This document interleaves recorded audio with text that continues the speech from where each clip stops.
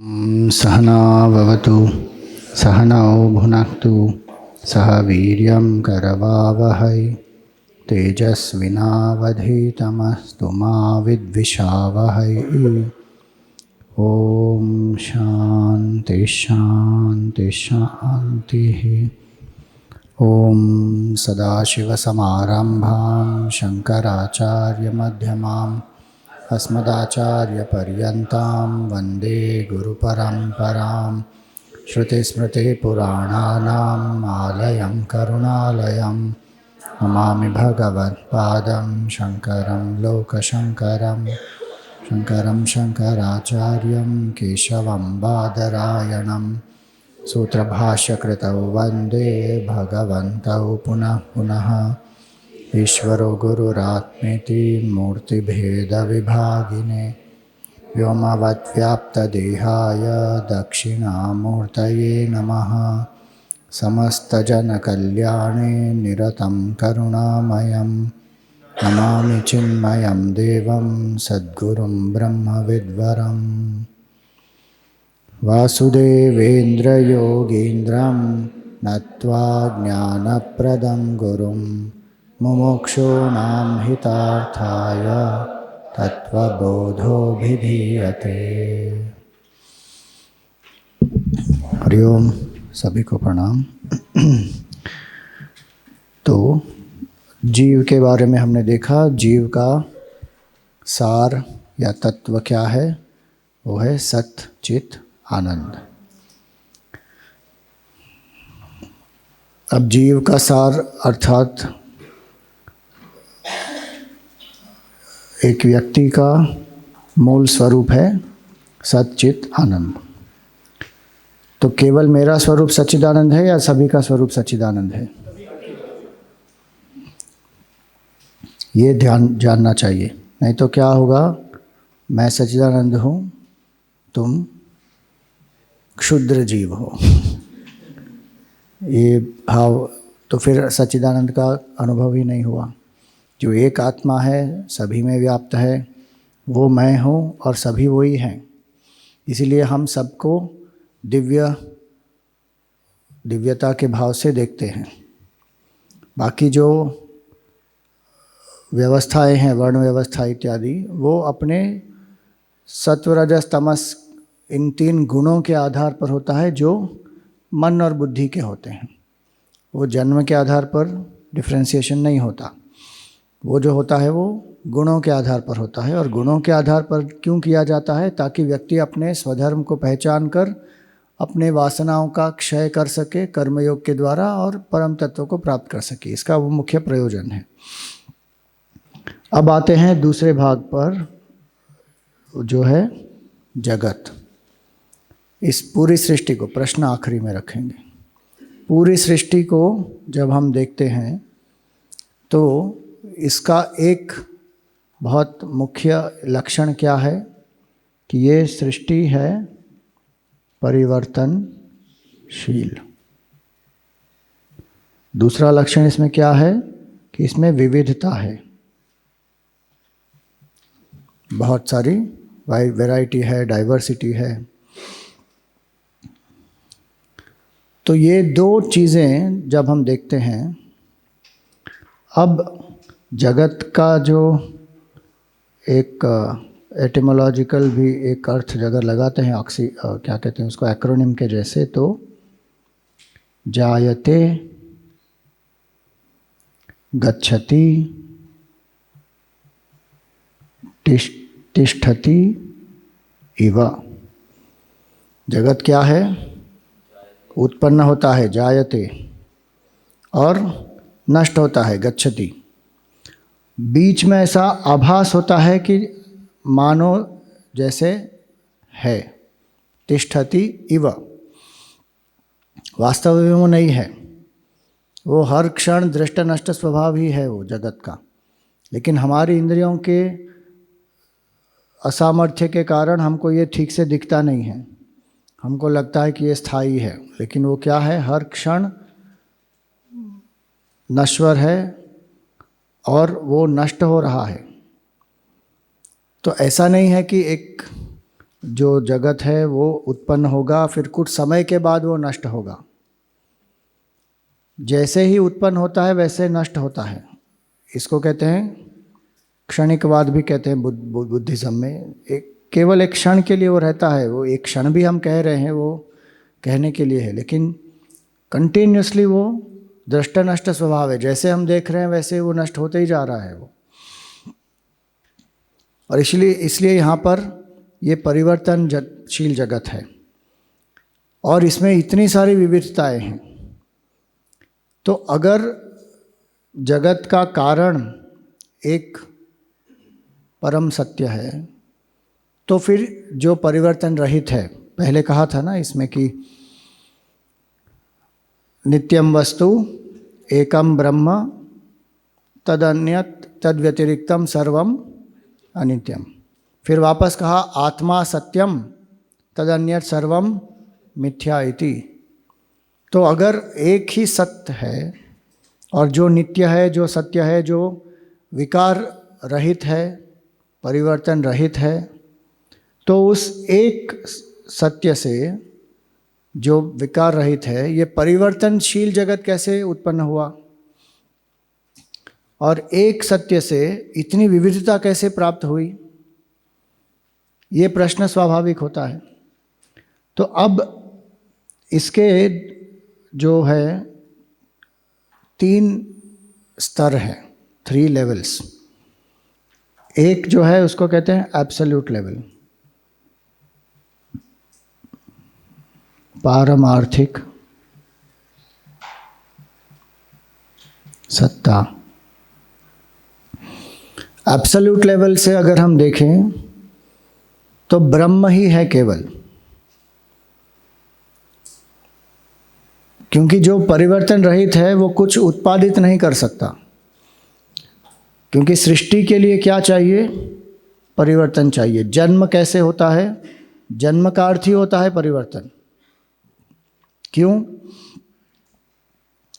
जो पहले की स्थिति है उसका नाश होगा, तब एक नई वस्तु का जन्म होगा। जैसे बीज का नाश होगा तब एक अंकुर का जन्म होगा, अंकुर का नाश होगा तब एक पौधे का जन्म होगा। जन्म ही एक परिवर्तन है। अव्यक्त से व्यक्त में आने की प्रक्रिया को कहते हैं जन्म, और व्यक्त से अव्यक्त में जाने की प्रक्रिया को कहते हैं मृत्यु। तो जो जगत में हम देखते हैं कि जन्म होता है, मृत्यु हो रही है, तो ये तो पूरा परिवर्तनशील जगत है। और जो तत्व है वो नित्य है, अविकारी है, अजन्मा है, अविनाशी है। तो उसमें से ये जगत उत्पन्न ही कैसे हो सकता है? इसलिए एब्सोल्यूट लेवल से अगर हम सोचें तो creation is a logical impossibility. तर्क के आधार पर भी अगर हम देखें तो changeless truth cannot produce a changing world. Changeless truth cannot produce anything. How will changeless truth produce anything? क्योंकि प्रोडक्शन का अर्थ ही क्या होता है? चेंज। ये बात समझ में आ रही है क्या कि कंफ्यूजन है इसमें? जो परिवर्तन रहित है उसका अर्थ क्या हुआ? एक हमने परिभाषा देखी थी ब्रह्म की। ब्रह्म किसको कहते हैं? देश काल वस्तु अपरिच्छिन्नम, जो देश से बाध्य नहीं है, काल से बाध्य नहीं है, वस्तु से बाध्य नहीं है। देश काल वस्तु किसका स्वरूप है? जगत का स्वरूप है। सृष्टि का भाग है space. Space is a part of creation, time is a part of creation, object is a part of creation. बराबर? तो जो इससे परे है has to be beyond space, beyond time, beyond object. That is one infinite truth. जो infinite है उसमें कोई चेंज नहीं हो सकता, क्योंकि अगर वो चेंज होता है तो वो फाइनाइट होके समाप्त हो जाएगा। So that which is infinite is changeless. That which is changeless can not produce anything, क्योंकि production means a change. Production is either a new production और it is a modification of the previous state. दोनों में change हो रहा है ना। तो जो इन्फिनिट है उसमें तो ये दोनों संभावना ही नहीं है।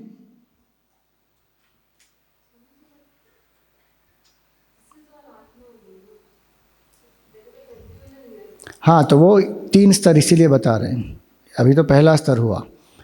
तो जो हम देख रहे हैं ये सबका सब परिवर्तनशील है, ये परिवर्तन रहित है। इसका कारण क्या हो सकता है? कल हमने देखा था, ये पूरा जो जगत है इसका कारण क्या होगा? अगर 5 तत्व भी कहेंगे वो भी सृष्टि का ही भाग है ना, वो भी परिवर्तनशील है।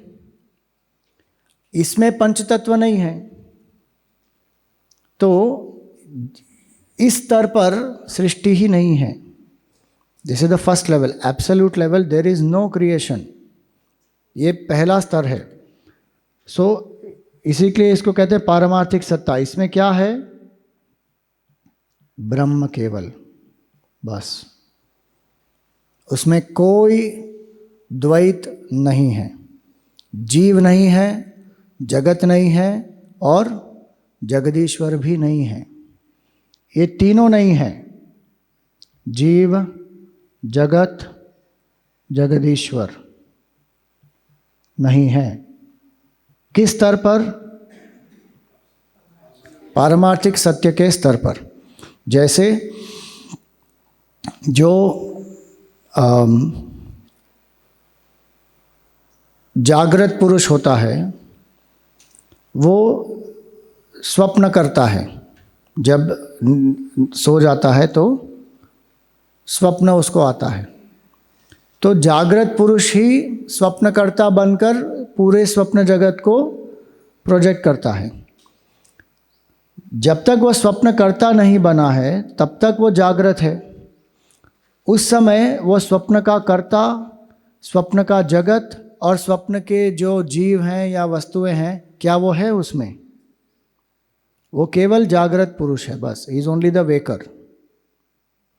एग्जाम्पल का लिमिटेशन है कि उसमें कहेंगे कि वही वेकर फिर अपने वेकिंग स्टेट की इम्प्रेशंस को कलेक्ट करके स्वप्न प्रोजेक्ट करता है, वो एग्जाम्पल का लिमिटेशन है। लेकिन जागृत अवस्था में क्या स्वप्न का कर्ता ये आइडेंटिटी है? नहीं है। स्वप्न का जगत है? नहीं है। स्वप्न के जीव और वस्तुएं हैं? नहीं है। तो इसी तरह पारमार्थिक सत्य के स्तर पर सृष्टि है ही नहीं। ये सबसे बड़ा फर्क है वेदांत में और विज्ञान में। विज्ञान सृष्टि को सत्य मानती है और फिर सृष्टि के मूल की खोज कर रही है। विज्ञान ये मानता है कि ये सत्य है और फिर इसके मूल की खोज कर रही है। वेदांत क्या कहता है? ये तो हुआ ही नहीं। इसको कहते हैं अजातवाद, कि सृष्टि उत्पन्न ही नहीं हुई। सबसे गहरा और सूक्ष्म सिद्धांत वेदांत का ये है, इसीलिए उसको अद्वैत कहा जाता है, जहाँ पर द्वैत ही नहीं है। जीव, जगत, जगदीश्वर तीनों ही नहीं है। लेकिन तीनों नहीं है का अर्थ ये नहीं होता कि ये शून्य है। आत्मा है, सच्चिदानंद स्वरूप ब्रह्म है। तो ये हुआ एब्सोल्यूट लेवल की पारमार्थिक सत्ता के स्तर पर सृष्टि है ही नहीं। और आज क्वांटम फिजिक्स वहीं पर आएगा धीरे धीरे, क्योंकि आज वो कहते हैं कि सृष्टि का स्वतंत्र अस्तित्व नहीं है। जब ऑब्जर्वर होता है तभी ऑब्जर्व्ड होता है, ऑब्जर्वर नहीं है तो ऑब्जर्व्ड नहीं है। अब वो वहाँ तक पहुँच गए। अब ऑब्जर्वर का स्वरूप क्या है उनको समझने की आवश्यकता है, वो हो जाएगा फिर। तो ये पहले समझने की, इसमें कोई डाउट है? अब क्लियर है कि इन्फिनिट जो है it is not possible for creation. Infinity में से क्रिएशन हो ही नहीं सकता है। अगर क्रिएशन हो गया इन्फिनिट में से तो मतलब वो इन्फिनिट नहीं है वो। लेकिन हमको फिर भी दिख रहा है ये। तो दूसरा स्तर क्या है? उसको कहते हैं रिलेटिव लेवल, कि हमको अपने स्तर पर ये सृष्टि तो दिख रही है, तो ये रिलेटिव लेवल के दो भाग हैं, एक है व्यावहारिक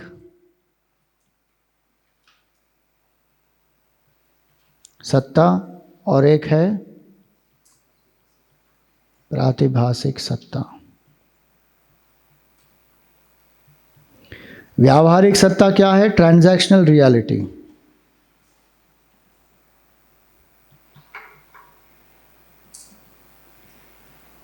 ठीक है, ये ट्रांजैक्शनल है, जो हम व्यवहार कर रहे हैं। मैं बैठा हूँ, बात कर रहा हूँ, आप वहाँ बैठे हैं, सुन रहे हैं, यहाँ पर एक व्यवहार हो रहा है, ट्रांजैक्शनल रियलिटी।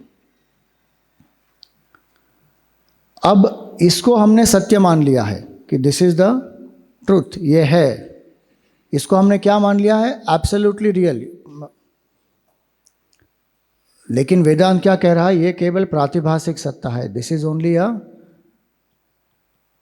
Illusory appearance.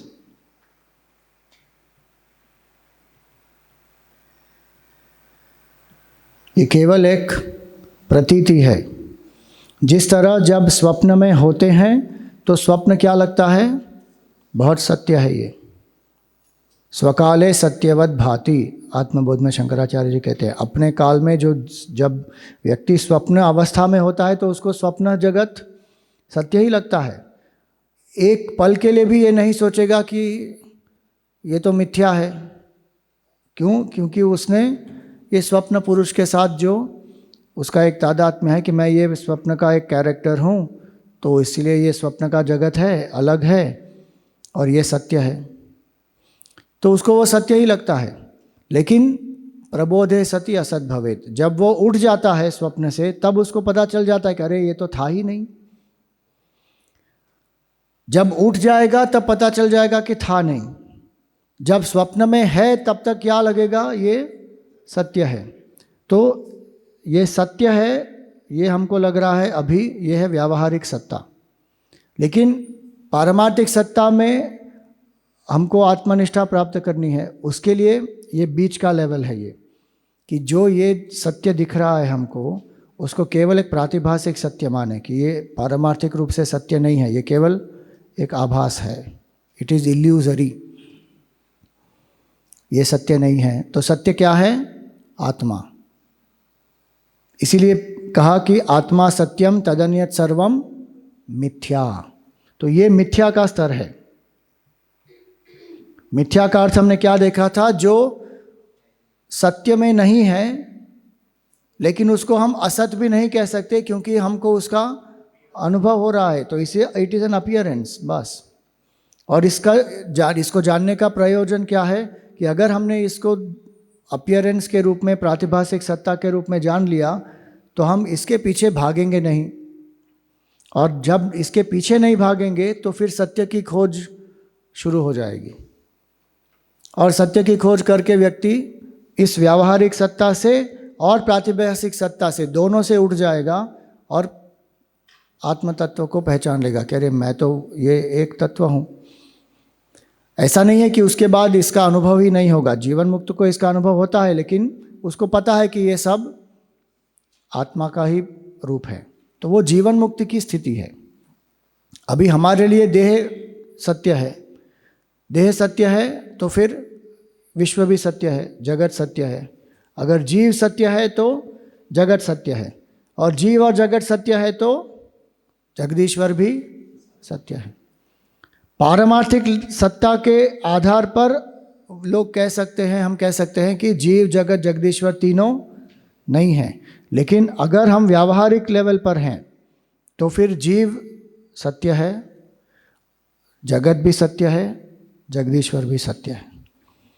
लेकिन ये जो व्यवहार है वो केवल व्यवहार के लिए है, ये पारमार्थिक सत्य नहीं है। तो इसीलिए इसको एक अपीयरेंस के रूप में देखना है कि हमारा ये रोल है। जैसे गुरुदेव ने उस दिन कहा था वीडियो में, play the game, it is a sport, play with a sportive attitude. But क्या हमको जानना है कि ये एक मिथ्या है। ठीक है, तो अब किस तरह इस पारमार्थिक सत्य से इस जगत की जो परिवर्तनशील जगत है उसकी उत्पत्ति कैसे हुई? अगर जगत हम देख रहे हैं तो उसका कारण क्या होगा? केवल ब्रह्म। जगत का कारण और कुछ हो नहीं सकता। क्यों? क्योंकि ब्रह्म अनंत है, एक ही कारण हो सकता है ना। ब्रह्म के अलावा कोई और कारण हो गया तो क्या होगा फिर? ब्रह्म अनंत नहीं रहेगा, ब्रह्म भी नश्वर हो जाएगा, वो कारण भी नश्वर हो जाएगा। तो अगर सृष्टि है तो वो कहाँ से उत्पन्न हुई? ब्रह्म से ही। जैसे रज्जु में सर्प का दर्शन होता है, तो अब इसमें आप बताओ मुझे। हाँ, रज्जु है, सर्प है, तो ये रज्जु कौन सा लेवल है? 3 लेवल जो है ना, पारमार्थिक सत्ता, व्यावहारिक सत्ता, प्रातिभासिक सत्ता, इसमें रज्जु कौन सा लेवल है? रज्जु मीन्स रोप, रस्सी। रस्सी रस्सी जब हम कहीं चल रहे हैं, शाम को लाइट इतनी कम है, तो हमको ऐसा प्रतीत होता है कि नहीं, अरे वहाँ पर एक सांप है। नहीं, मैं रज्जु या रस्सी की बात कर रहा हूँ। ये रस्सी क्या है? रस्सी पारमार्थिक सत्ता है।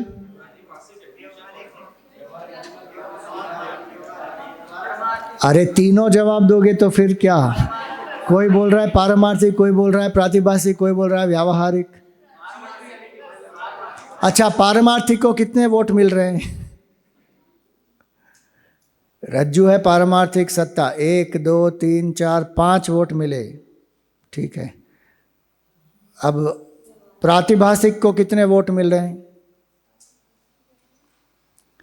1 2 3 4 5 6 7 8 9 10 11 12 13 वोट मिल गए। और व्यावहारिक को? अरे कुछ लोग दोनों के लिए हाथ उठा रहे हैं, एक साथ दो नहीं हो सकते भाई। 1 2 3 4 5 6 7 8 9 10 11 12 13 14 15 16। वाह, नोटा ऑप्शन नहीं है। देखो, बहुत सारे लोग ने नोटा ऑप्शन ही लिया है, वो भी देखा मैंने। नोटा ऑप्शन ही नहीं है, किसी एक में आपको चुनना ही पड़ेगा। मैं उदाहरण के लिए पूछ रहा हूँ, रज्जु और सर्प के उदाहरण में रस्सी जो आपको सर्प के रूप में प्रतीत हो रही है, उसमें रस्सी जो है वो पारमार्थिक सत्य ही हो सकती है। वो कैसे प्रातिभासिक सत्य होगी? वो व्यावहारिक सत्य भी कैसे होगी? इस रज्जु सर्प के दृष्टांत के संदर्भ में ये तो पारमार्थिक सत्ता ही हो सकती है, क्योंकि रज्जु ही कैसे प्रतीत हो रही है? सर्प के रूप में। ब्रह्म ही प्रतीत हो रहा है विश्व के रूप में। तो रज्जु सर्प, अगर आपने सर्प देखा तो सर्प का कारण क्या हो सकता है? वहाँ पर रज्जु। अगर वहाँ पर रस्सी या रज्जु नहीं है तो आप सर्प नहीं देख सकते। तो अगर कोई कारण है उस सर्प का, तो वो कारण क्या है? वो रज्जु ही है, और उस रज्जु को यहाँ पर हम पारमार्थिक सत्ता समझना चाहिए हमको। तो ये रस्सी जो है वो है पारमार्थिक सत्ता। अब वो दिख रही है हमको कैसे? सर्प के रूप में। अब ये सर्प के रूप में जब दिखेगी तो व्यावहारिक जब हम मानेंगे, तब हम ये मानेंगे कि ये सर्प जो है वो सत्य है, और इस सर्प ने अभी मुझे काट लिया, अब उसका जहर मेरे पूरे शरीर में बढ़ रहा है, अब मैं मर जाऊंगा, फिर मेरा क्या होगा, मेरे बच्चों का क्या होगा। और फिर धीरे धीरे वो ऐसे ऐसे हिलने भी लगेगा, फिर उसके मुंह से झाग भी आएगा। क्यों? क्योंकि उसने क्या मान लिया? ये सर्प सत्य है, सर्प ने मुझे काटा, अब मैं मरूंगा। लेकिन अगर कोई बता देगा कि अरे भाई देखो, ये सर्प जो है वो सत्य नहीं है, वो मिथ्या है, प्रातिभासिक है, तो ये प्रातिभासिक है। जब उसको बता दिया जाएगा कि ये सत्य नहीं है, ये मिथ्या है, फिर वो समझेगा अच्छा ये सर्प नहीं है, ये मिथ्या है। अच्छा तो सर्प नहीं है तो फिर क्या है वहाँ पर? तो बोलेंगे टॉर्च लगा के देखो। टॉर्च लगा के जब देखेगा तो क्या देखेगा? रस्सी है। अब वो जब रस्सी को देखेगा तब उसको क्या अनुभव हो जाएगा? सर्प भी नहीं है, वहाँ पर सर्प है ही नहीं। तो ये व्यावहारिक और पारमार्थिक दोनों क्या हो जाएंगे? कैंसल हो जाएंगे। क्या रहेगा वहाँ पर? केवल पारमार्थिक, रस्सी, बस। तो अगर कोई रस्सी में सर्प देख रहा है तो क्या रस्सी सर्प को उत्पादित कर सकती है? लेकिन अगर आप रस्सी में सर्प देख रहे हैं तो किस कारण देख रहे हैं? भ्रांति के कारण, अज्ञान के कारण। तो इसी तरह अगर ब्रह्म है, अगर हम सृष्टि देख रहे हैं तो उसका कारण केवल ब्रह्म ही हो सकता है। लेकिन ब्रह्म जो है वो पूरी सृष्टि के रूप में प्रतीत क्यों हो रहा है? अज्ञान के कारण। अब ये अगर आपको समझ में आ गई बात, तो किस तरह ब्रह्म से ये सृष्टि प्रतीत होती है ये देखना है। इसलिए वेदांत क्या कहता है? Creation is not a production. जैसे कुम्हार जो है वो घड़े को उत्पादित करता है, वैसे ब्रह्म जो है सृष्टि को उत्पादित नहीं कर रहा। क्यों? क्योंकि इस उत्पादन में क्या होता है? जो उत्पादक होता है वो जो उत्पादित वस्तु है उससे अलग होता है। कुम्हार और जो घड़ा है वो अलग है ना। तो क्या ब्रह्म इस तरह सृष्टि का उत्पादन करके प्रोडक्ट के जैसे निकाल रहा है? ये प्रोडक्शन फैक्ट्री है क्या ब्रह्म? असेंबली लाइन लगा दिया उसने। एक ब्रह्मांड उसका एक ब्रह्मा विष्णु महेश, दूसरा ब्रह्मांड उसका दूसरा ब्रह्मा विष्णु महेश, तीसरा ब्रह्मांड, ऐसे असेंबली लाइन लगा के अनंत कोटि ब्रह्मांड उसने चालू कर दिए। It is not a production, it is not a modification. ये समझ लेना, creation is not a production, कि ये कोई उत्पादन नहीं है।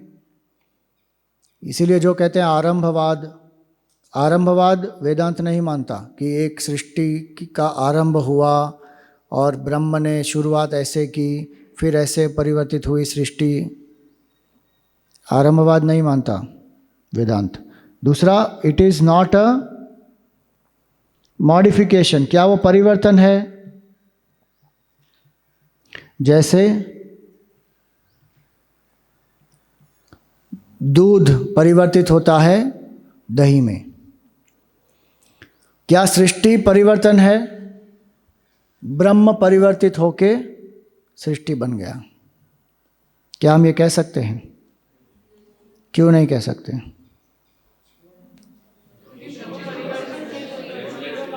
एक के बाद एक। हाँ हाँ, क्योंकि ब्रह्म परिवर्तनशील नहीं है। ब्रह्म परिवर्तनशील नहीं है ना। हाँ वही तो कह रहे हैं, परिवर्तन रहित है। हाँ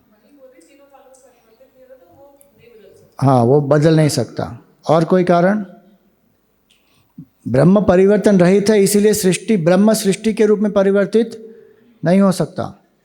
दूसरा कारण इसका ये है कि जब परिवर्तन होता है, जैसे दूध का परिवर्तन हो गया दही में, तो दूध नष्ट हो गया ना।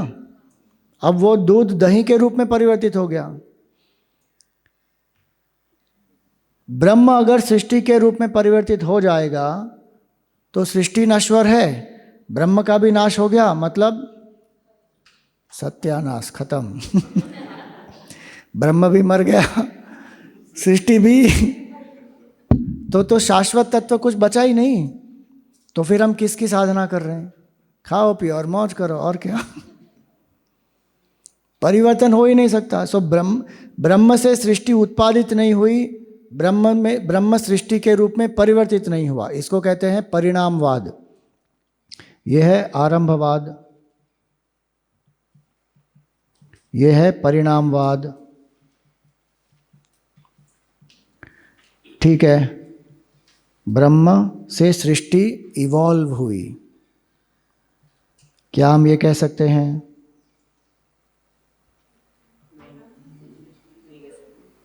विकासवाद इसको कहते हैं। ब्रह्म से सृष्टि का विकास हुआ। पहले छोटा सा एक यूनिसेलुलर ऑर्गेनिज्म था, फिर वो अमीबा बट गया, फिर धीरे धीरे धीरे धीरे वो क्या हुआ,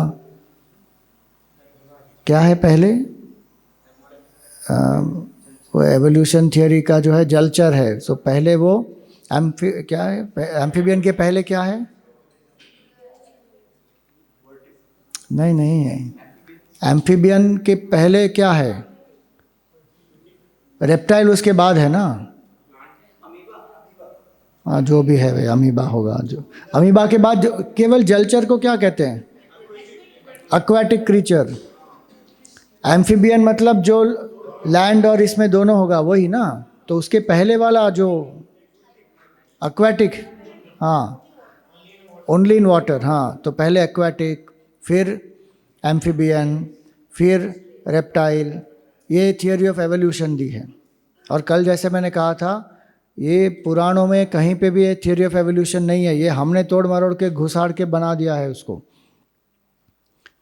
इसीलिए हमको साइंस में अपनी स्पिरिचुअलिटी फिट नहीं करनी है।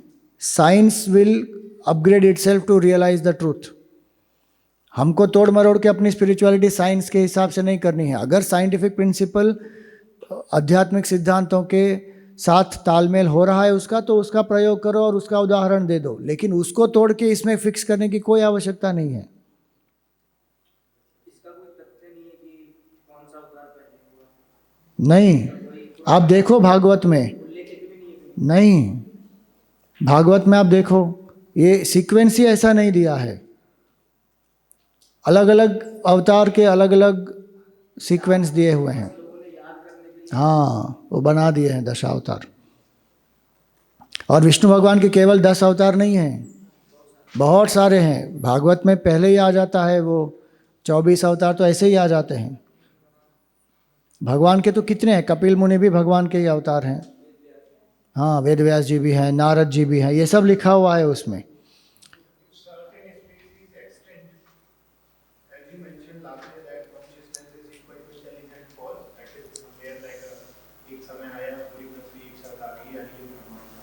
कुछ एक्सटेंड कर रहे हैं या फिर सोलर फ्लेयर्स होते हैं। हाँ हम जो साइंटिफिक इंटरवेंशंस कर रहे हैं, ह्यूमन इंटरवेंशन, एयर कंडीशनर बना रहे हैं, ये फिर क्या मतलब? ये मनुष्य के पुरुषार्थ के हिसाब से हो रहा है। जो साइंटिफिक इंटरवेंशन ऐसी वैसी जो आप इन्वेंट कर रहे हैं उसमें कोई गलत नहीं है। It is a part of the projection only no. ब्रह्म का जो पूरा प्रोजेक्शन है उसमें मनुष्य को पुरुषार्थ की क्षमता है, और मनुष्य अपने पुरुषार्थ का प्रयोग करके नई नई चीज़ें इन्वेंट कर रहा है। जो स्पीशीज़ एक्सटिंक्ट हो रही है वो नेचुरल प्रोसेसेस से भी हो रही है। प्रकृति में जो विकार है, तो कोई जो कहते हैं कि भाई बहुत बड़ा कोई मीटियर आके उसका एक क्रैश हुआ था अर्थ पे, इसमें डायनासोर सब एक्सटिंक्ट हो गए, तो वो नेचुरल प्रोसेस में हो रहा है। वो जैसे स्वप्न के प्रोजेक्शन में होता है ना, बहुत कुछ होता है स्वप्न के प्रोजेक्शन में। उदाहरण का लिमिटेशन वहाँ पर होता है स्वप्न का कि इसमें इलॉजिकल चीज़ें होती है, यहाँ पर लॉजिक दिख रहा है हमको। तो विकास भी नहीं होता ब्रह्म का, क्योंकि विकास का अर्थ वापस क्या होता है, परिवर्तन। तो आरंभवाद नहीं है, परिणामवाद नहीं है, विकासवाद भी नहीं है। तो ब्रह्म क्या है? If it is not a production, not a modification, not an evolution, तो ब्रह्म सृष्टि का संबंध क्या है? केवल विवर्त। उसका अर्थ क्या है? अपीयरेंस। विवर्त का एक उसकी परिभाषा क्या है? स्व स्वरूप अपरित्यागेन रूपांतर आपत्ति ही, इसको कहते हैं विवर्त। अपना स्वरूप त्यागे बिना किसी और रूप में प्रतीत होना, इसको कहते हैं विवर्त। Without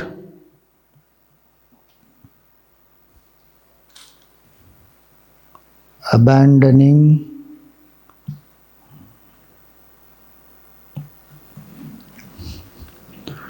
without abandoning its own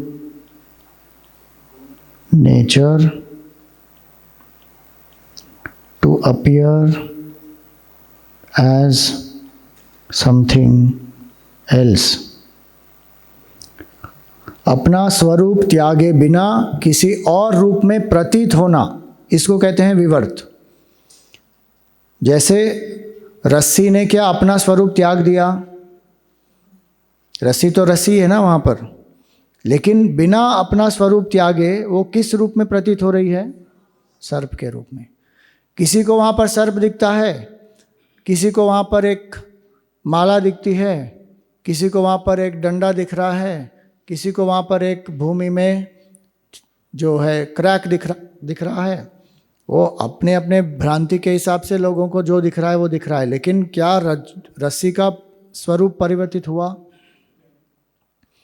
इसी तरह ब्रह्म जो है बिना किसी बिना किसी विकार के, बिना किसी उत्पादन के, बिना किसी विकास के, जो ब्रह्म है वो ब्रह्म ही है। अपना स्वरूप त्यागे बिना विश्व के रूप में प्रतीत हो रहा है ये, बस। हाँ, अपीयरेंस या प्रोजेक्शन, बस। इट इज एन अपीयरेंस या प्रोजेक्शन।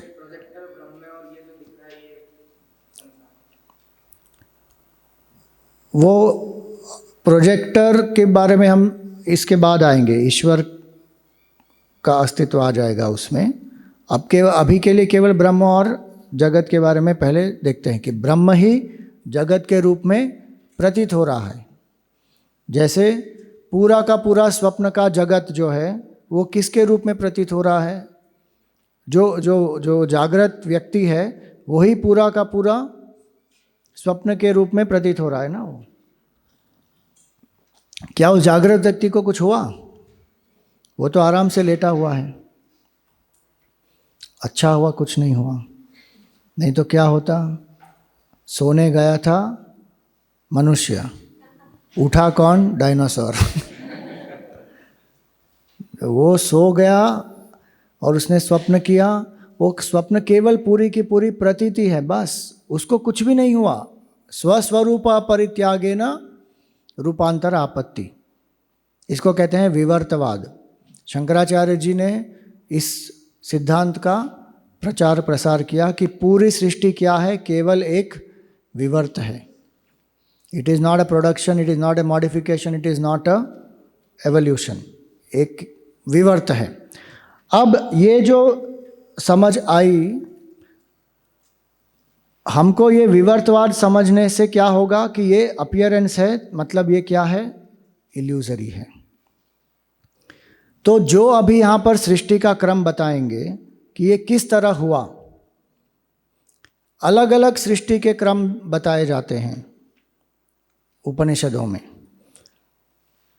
उसका प्रयोजन ये नहीं है कि ये समझाया जाए कि सृष्टि कैसे उत्पादित हुई। क्या कोई वैलिड प्रोसेस आप बता सकते हैं कि रज्जू ने किस तरह सर्प को उत्पादित किया? कोई वैलिड प्रोसेस हो ही नहीं सकता, क्योंकि सर्प क्या है? भ्रांति है। वो कहाँ पर है? केवल जो देख रहा है ना उसके मन में है। तो इसलिए जो सर्प देख रहा है उसको एक्चुअली उत्तर देना चाहिए ना कि तुम सर्प क्यों देख रहे हो, क्योंकि वहाँ पर क्या है? एक्चुअली केवल रस्सी है।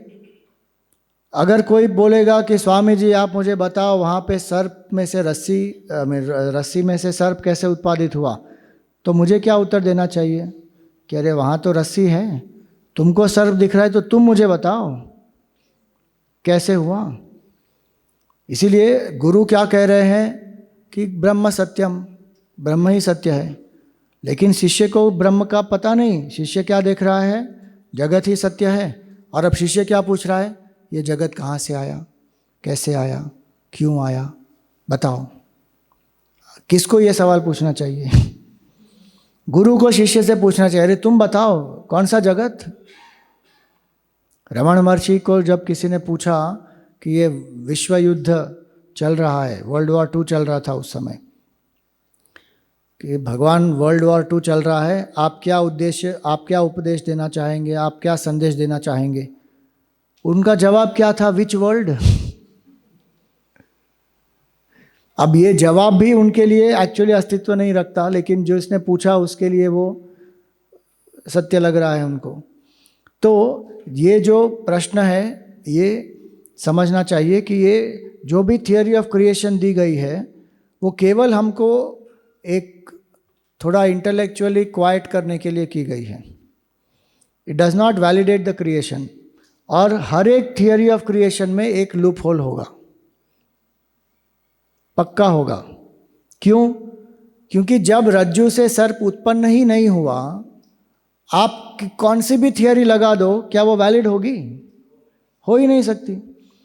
लेकिन फिर भी थियोरी ऑफ क्रिएशन क्यों दी गई है? क्योंकि हमको ये सत्य लग रहा है। हम ये मानने को ही तैयार नहीं है कि ये नहीं है। अगर कोई शिष्य मानने को तैयार है कि ये है ही नहीं, केवल ब्रह्म है, तो फिर उसको ये प्रश्न ही नहीं आएगा कि ये कहाँ से आया। तो अब ये अगर समझ लिया, तो अब ये यहाँ पर एक सृष्टि का क्रम बताया जाएगा कि सृष्टि कैसे हुई। तो कहा गया कि ये सृष्टि हुई 24 तत्वों से। अब ये सृष्टि का क्रम देखिए यहाँ पर। अथ चतुर्विंशति तत्वोत्पत्ति प्रकारम वक्ष्यामः। तो ये दूसरा प्रकरण अब शुरू हो रहा है यहाँ पर कि सृष्टि के जो फंडामेंटल ब्लॉक्स हैं वो क्या है? 24 तत्व हैं, चतुर्विंशति। और ये 24 क्या है? तो 5 ज्ञानेंद्रिय,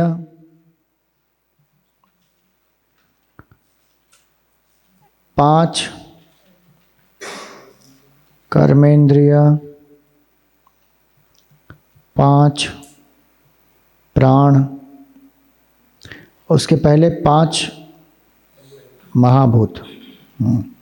सबसे पहले पंच महाभूत, फिर ज्ञानेंद्रिय, फिर कर्मेंद्रिय, फिर प्राण, फिर एक मन। ये मन है ना, मैन नहीं लिखना भाई। बोले कि मैन क्रिएट किया, वुमन नहीं किया। ये मन है, mind. Better to write mind.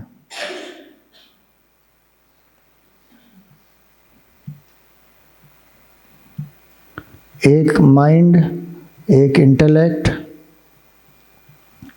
एक मेमोरी और एक ईगो। ये बेसिक फंडामेंटल ब्लॉक्स हैं। टोटल कितने हुए? 24। अब ये 24 कैसे आए, इसके बारे में बताया जाएगा। इन 24 तत्वों का मिश्रण ही पूरी सृष्टि है। अब ये 24 कहाँ से आए, ये बताएंगे।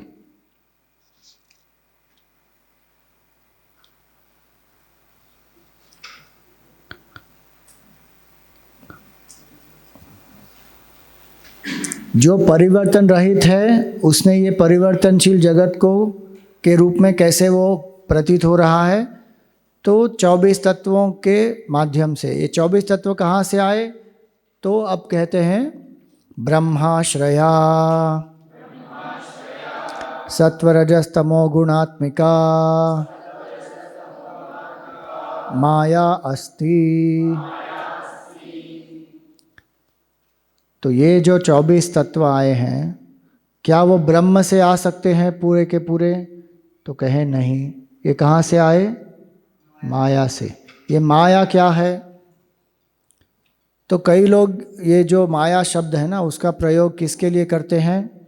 कुछ लोग माया धन के लिए करते हैं, कुछ लोग माया किसके लिए करते हैं? गृहस्थ के लिए। कि ये स्वामी जी हम तो माया में फंस गए, आप तो मुक्त हो गए। गृहस्थ जीवन को लोग कहते हैं माया। कोई धन को माया कहता है, कोई माया किसको कहता है? स्त्री को भी माया कहता है। और कोई माया किसको कहता है? ये सब मोह माया है। टी शर्ट भी पहनते हैं लोग आजकल, ये सब मोह माया है। ये सब मोह माया है मतलब ये सत्य है, बाकी ये सब मोह माया है।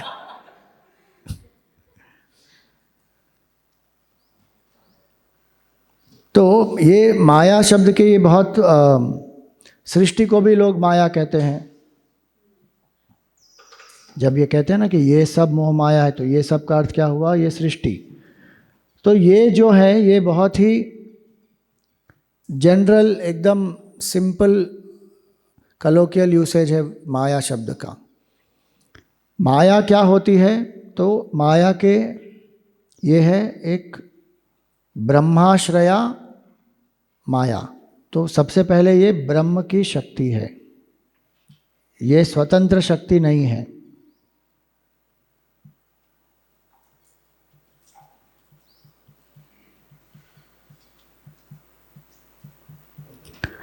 ब्रह्म की शक्ति है।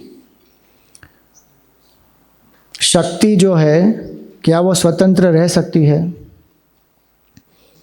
शक्ति को शक्तिमान की आवश्यकता होती है। कोई भी पावर जो है उसका एक लोकस होता है, तो अपने आप वो रह नहीं सकती, उसका एक लोकस, उसका एक बेस होगा। तो ब्रह्म की शक्ति है ये माया, स्वतंत्र शक्ति नहीं है। और इसीलिए जब कहते हैं प्रकृति, तो प्रकृति अपने आप में अस्तित्व नहीं है उसका, वो शक्ति किसकी है? पुरुष की। ये वेदांत का सिद्धांत है। सांख्य में कुछ और बताएंगे, लेकिन वेदांत में क्या कहते हैं? प्रकृति पुरुष की ही शक्ति है। पुरुष वहाँ पर मैन नहीं होता, पुरुष वहाँ पर ब्रह्म है। और प्रकृति स्त्री नहीं होती। प्रकृति में पुरुष और स्त्री का फर्क होता है, 3 लिंग होते हैं प्रकृति के अंदर। तो ये पुरुष और प्रकृति शब्द को भी बहुत कंफ्यूज कर दिया लोगों ने। पुरुष का अर्थ क्या है? मैन। प्रकृति का अर्थ क्या है? वुमन। अरे ये पुरुष और स्त्री और नपुंसक, ये 3 लिंग किसके अंदर आते हैं? प्रकृति के अंदर आते हैं। इन तीनों से जो परे है वो पुरुष तत्व है, वो है चैतन्य स्वरूप आत्मा। तो यहाँ पर ये ब्रह्म की शक्ति है। इसका एटिमोलॉजिकल मीनिंग क्या है? या मा सा माया, जो नहीं है लेकिन प्रतीत होती है।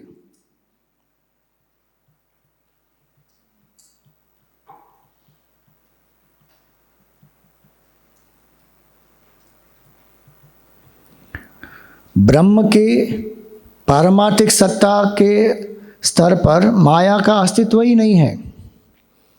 क्यों? क्योंकि माया है ही नहीं, केवल ब्रह्म है। ब्रह्म से ये परिवर्तनशील जगत कैसे प्रतीत हो रहा है, तो वो समझाने के लिए माया का हम प्रयोग कर रहे हैं। एक अच्छी कहानी आती है कि एक व्यक्ति था जो बहुत धनी था और उसके 3 पुत्र थे। अब वो बहुत संपन्न था, उसके पास बहुत सारा पैसा है, घर है, ज़मीन है, गाड़ियाँ हैं, अलग अलग उसके जो स्वर्ण के आभूषण हैं, रत्न है, बहुत कुछ है उसके पास। और उसके पास कुछ पशु भी थे, बकरियां हैं, भैंस है, गाय है, ऊँट है, बछड़े हैं, बहुत कुछ है उसके पास। अब वो व्यक्ति वृद्ध हो गया और अब मृत्यु को प्राप्त होने वाला है।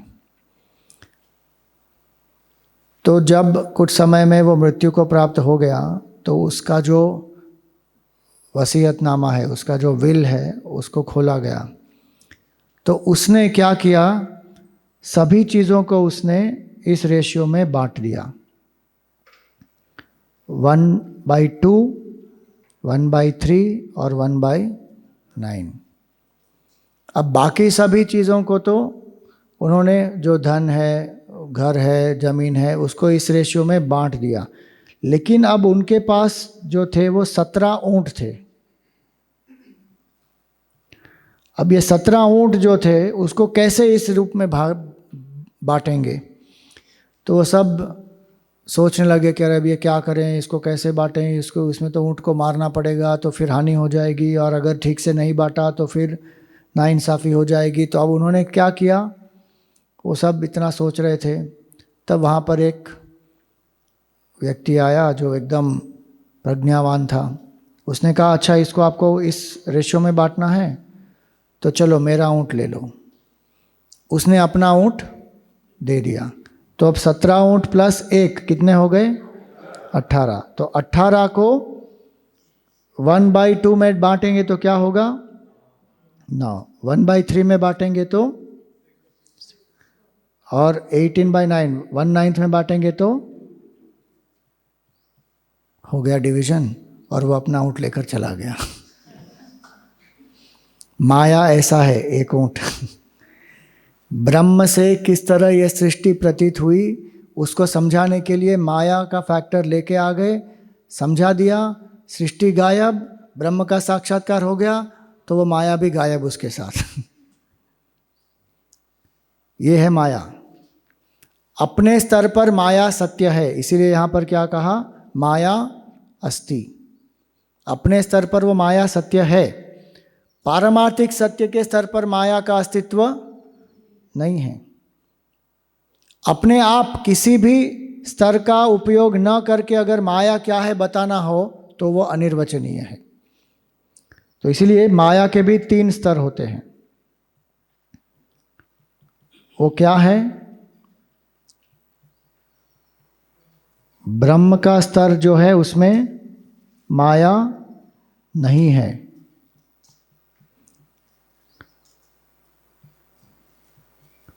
सृष्टि अगर हम देखते हैं तो फिर माया ब्रह्म की शक्ति है।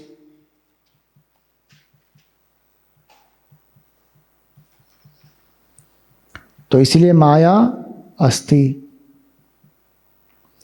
और माया के स्वतंत्र स्तर से अगर हमको माया का वर्णन करना हो तो माया क्या है, अनिर्वचनीय है। सृष्टि का भी आधार नहीं लेना है, ब्रह्म का भी आधार नहीं लेना है। माया अपने आप में क्या है अगर ये समझाना है तो क्या कहेंगे, अनिर्वचनीय है। क्यों, क्योंकि ये सत्य भी नहीं है और असत भी नहीं है। सत्य नहीं है क्यों कह सकते हैं हम, क्योंकि माया परिवर्तनशील है तो वो सत्य नहीं है। असत नहीं है क्यों कह सकते हैं हम, क्योंकि देख रहे हैं ना हम, अनुभव हो रहा है हमको इसका, तो प्रातिभाषिक है ये।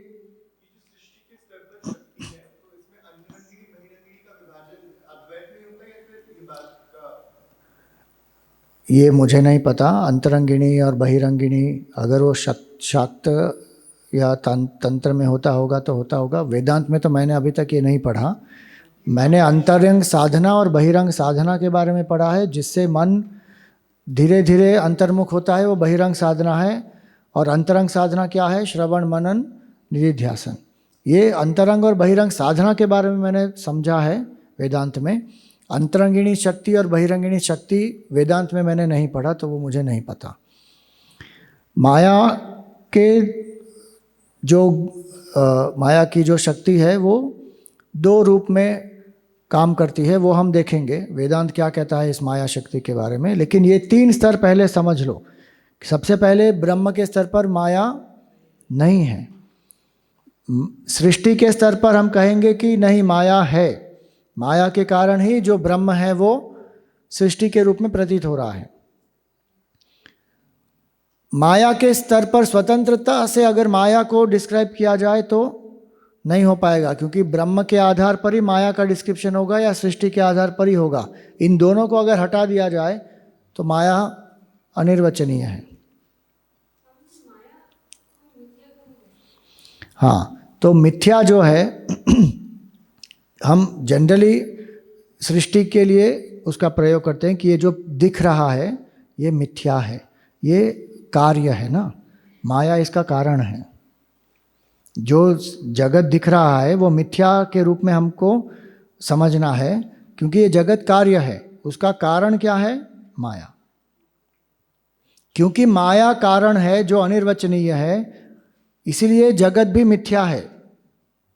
क्योंकि माया स्वयं में मिथ्या है, वो है ही नहीं, सत भी नहीं है, असत भी नहीं है, माया स्वयं भी मिथ्या है। मिथ्या का प्रयोग हम सत और असत से अलग करने के लिए करते हैं ना, शब्द का प्रयोग मिथ्या, सत, जो सत भी नहीं है, जो असत भी नहीं है, वो मिथ्या है। तो इसीलिए हम माया का स्वरूप मिथ्या है वो कह सकते हैं, उसमें गलत नहीं है। और माया मिथ्या है, अपने आप में मिथ्या है, और इसीलिए पूरा जगत जो है वो भी मिथ्या है। अब ये अगर हमने समझ लिया तो माया जो है ये क्या है, किस तरह ये विविधता आती है पूरी सृष्टि में। देखिए, परिवर्तन रहित ब्रह्म परिवर्तनशील जगत के रूप में प्रतीत हो रहा है। क्यों? माया के कारण। अब उसी माया के कारण जो एक ब्रह्म है वो इतने सारे नाम रूपों में प्रतीत हो रहा है। जो विविधता है वो भी माया के कारण ही है। क्यों? क्योंकि माया में क्या है? 3 गुण हैं। और ये 3 गुण क्या है? सत्व, रजस और तमस। तो यहां पर क्या कहा? सत्व, रजस, तमो गुणात्मिका माया। गुणात्मिका मतलब ये माया का ही स्वरूप है। गुणात्मिका का मतलब गुण है नहीं। देखो, ये गुण केवल लिखा होता तो हम उसको गुण मानते, गुणात्मिका लिखा है ना। गुणात्मिका का अर्थ हुआ ये माया का स्वरूप है। क्या? सत्व, रजस, तमस। अगर सत्व, रजस, तमस न हो तो माया नहीं है। जैसे अग्नि का स्वरूप है ना, उष्णता और प्रकाश। अगर उष्णता और प्रकाश नहीं है वहाँ पर तो अग्नि नहीं हो सकती उधर। अग्नि है मतलब उसका स्वरूप है उष्णता और प्रकाश।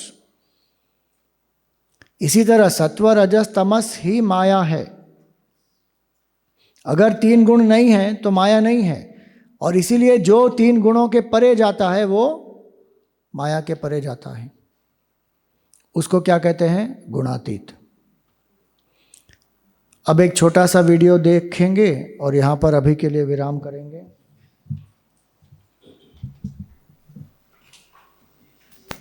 ये 3 गुणों का ही कॉम्बिनेशन है पूरी सृष्टि, और इसके कारण ही इतनी सारी वैरायटी है यहाँ पर। सत्व, रजस, तमस जो है पूरी सृष्टि में व्याप्त है। तो सात्विक प्लांट है, सात्विक बर्ड है, सात्विक एनिमल है, सात्विक ह्यूमन है। वैसे ही राजसिक, तामसिक प्लांट्स, बर्ड्स, एनिमल सब कुछ है यहाँ पर। सत्व, रजस, तमस के कॉम्बिनेशन से ही पूरी सृष्टि बनी है। तो यहाँ पर गुरुदेव जो है एक बहुत सुंदर उदाहरण दे रहे हैं। Nobody in the world or living being who has not got the gunas. All the 3 gunas are in everyone. A professional murderer and a wretched man, evil-minded man, even he has got sattvic moods. Even the greatest saint and sage has moments of tamas and rajas. All the 3 put together is called the human personality. Never can there be only one. Coffee means 3 things: decoction, milk and sugar. 3 things mixed together is normal coffee, not American coffee. American coffee is anything they put there some black powder and keep on burning, boiling till evening and take it a little. What are you doing? Coffee. That is the tragedy of this country. Never mind. Real coffee is made artistically by mixing these 3 and then you take coffee. Now, right. Now, Even though this coffee contains only 3 things, if you on a Saturday or Sunday visit 4 or 5 friends, Hindu friends, Indian friends, when you visit, whatever be the time or the day, they will not allow you to go out without coffee. Come on, let us have a little coffee. No, I don't want it. I just now had, never mind. I just now had food. Good. Digestion, coffee is good. No, I have just now go and take food. Very good. Is a appetizer. You won't be allowed to go without taking coffee. You go in 4 or 5 places, take coffee. Every coffee contains the 3. But no 2 coffees are the same. Thai. Go to a South Indian coffee. The coffee is coffee. But it is all decoction. Milk pot and sugar pot have been brought around it, not inside it. That is called the South Indian coffee. Gujarati, go there. Ayya. The sugar dabba when you was putting, it just gone falling. Sugar, oh sugar. Punjabi coffee. A cup or glass of milk and 1 drop of coffee, one end, and sugar. And that coffee, they won't shake it because it will spread. And then take that milk only. Coffee is only a witness that I am here. Meaning, the proportion of one to the other give different tastes. In the same way, these 3 gunas are in every one of you. But the preponderance of one over the other gives the various tastes, the various performances, various perfume of your personality. Now let us have some music. अब coffee पियेंगे तो क्या याद आएगा? सत्व, रजस और तमस। अब ये नहीं कहना कि स्वामी जी मैं तो ब्लैक कॉफ़ी लेती हूँ, उसमें तो मिल्क ही नहीं होता है। ये लिमिटेशन है एग्जाम्पल का, ठीक है? हाँ तो इसलिए सब में होते हैं 3 गुण, सत्व, रजस और तमस। इसमें भी हमने देखा था कि सत्व, रजस, तमस का एक आवश्यक भाग होता है और एक बंधन वाला भाग होता है। आवश्यक भाग की आवश्यकता सबको होती है। ज्ञान के लिए सत्व चाहिए, कर्म के लिए रजस चाहिए और आराम और निद्रा के लिए तमस चाहिए। ये आवश्यक भाग है। ज्ञान अहंकार बंधन वाला भाग है, राग द्वेष रजोगुण के बंधन वाला भाग है और प्रमाद आलस्य ये सब क्या है? अविद्या तमोगुण के बंधन वाले भाग हैं। अब माया के बारे में इतना हमने समझा है। माया के 2 और उसकी एक शक्ति है। माया शक्ति किस तरह काम करती है वो हम ब्रेक के बाद लेंगे वापस। 11:30 को वापस आएंगे। ओम पूर्णमद पूर्णमिदं पूर्णात् पूर्णमुदच्यते पूर्णस्य पूर्णमादाय पूर्णमेवावशिष्यते। ओम शांति शांति शांति। हरि ओम श्री गुरुभ्यो नमः। हरि ओम।